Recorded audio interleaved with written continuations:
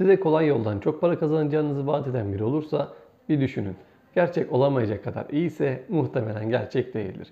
Ponzi sistemi bir kandırmaca, bir saadet zinciri ve dünya tarihinin en kurnaz dolandırıcılık yöntemlerinden bir tanesi.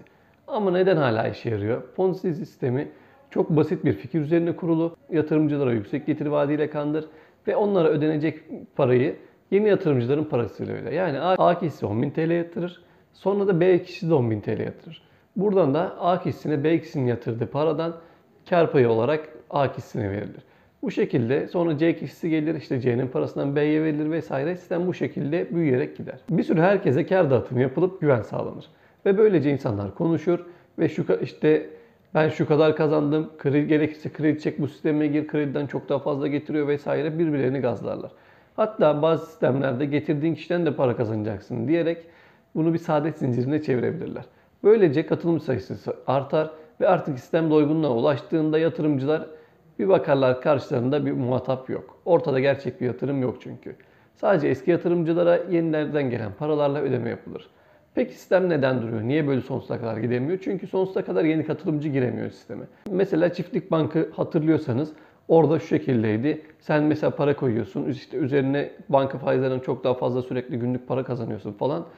Diyelim birini soktun sisteme, onun yatırdığı paradan da sen kar payı alıyordun.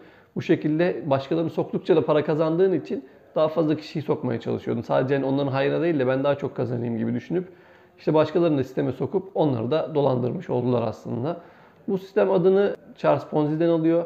Charles Ponzi Amerika'da 1920'lerde insanlara 45 gün içerisinde %50, 90 gün içerisinde ise %100 kar vaat etti. Yani 100 dolar yatıran bir kişi 3 ayda parasını 200 dolara katlayacaktı. İtalya'da 1 liraya alınan bir kupon Amerika Birleşik Devletleri'nde 2 liraya bozdurabiliyordu. Ben bu farktan para kazanıyorum dedi ama işin aslı bu sistemin ciddi bir kazanç elde etmek lojistik olarak imkansızdı çünkü kar çok düşüktü. Milyonlarca kupon taşımak, bozdurmak gerçekçi değildi. Peki bunun yerine ne yaptı? Ponzi gelen paraları gerçekten yatırım yapmadan yeni gelen yatırımcının parasını eskilere kar diye dağıtarak sistemi sürdürebilir hale gösterdi. İlk yatırımcılar karlarını alınca kulaktan kulağa reklamlar başladı. İnsanlar evlerini, arabalarını satılıp yatırım yaptı. Sadece birkaç ayda 40 binden fazla kişi sisteme katıldı. Toplamda 15 milyon dolar topladı. Bugünkü parayla işte 100 milyonlarca dolara tekabül ediyor.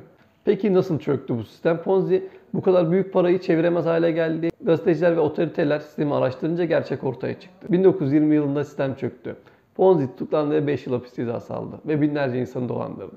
Ama trajikomik olan şu, o tarihten sonra bu sistem defalarca tekrarlandı. Türkiye'de Jet Fadıl, Tosuncuk, işte Çiftlik Bank, Seçil Erzan vesaire çok fazla gündemde olan olaylarımız oldu. Hepsi de aynı sistemle daha önce kandırılan kişilerden ders almayıp işte fazla para vaadini gören, yüksek para kazanma, işte kolay para kazanma vaadini gören kişileri dolandırdılar çok kolay bir şekilde.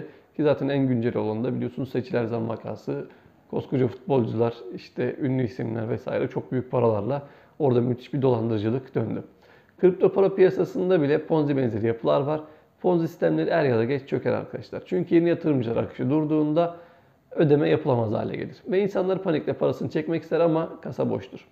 Garanti edilen yüksek kazanç, şeffaf olmayan yatırım modeli, paranı çekmek isteyince bahane bulunması vesaire bunlar bir Ponzi kokusu olabilir. Mesela Çiftlik Bank'tan yine örnek vermek istiyorum. Orada insanlar parasını çekmek istediklerinde işte yok devletten şöyle bir denetim geldi vesaire öyle bir şeyler yaptılar yanlış hatırlamıyorsam. O yüzden şu an çekemiyoruz, paralarımız blokede. O yüzden işte bu çözülecek, o zaman vereceğiz vesaire. İnsanlardan yatırım almaya devam bile ettiler. Hani para ödemeyi bıraktıktan sonra daha da para çekmeye bile devam ettiler yalanlarla. Ondan sonra zaten bir anda kaçtı bütün parayı toplayıp biliyorsunuz oradan video çekti vesaire. Çok da hani hala aklımızda olan bir gündem aslında. Unutmayın kolay para vaat eden sistemler genellikle sizin paranıza göz dikmiştir. Ve siz fark ettiğinizde iş işten çoktan geçmiş olur arkadaşlar. Videoyu faydalı bulsanız takip edip yorum yapmayı unutmayın. Bir sonraki videoda görüşmek üzere.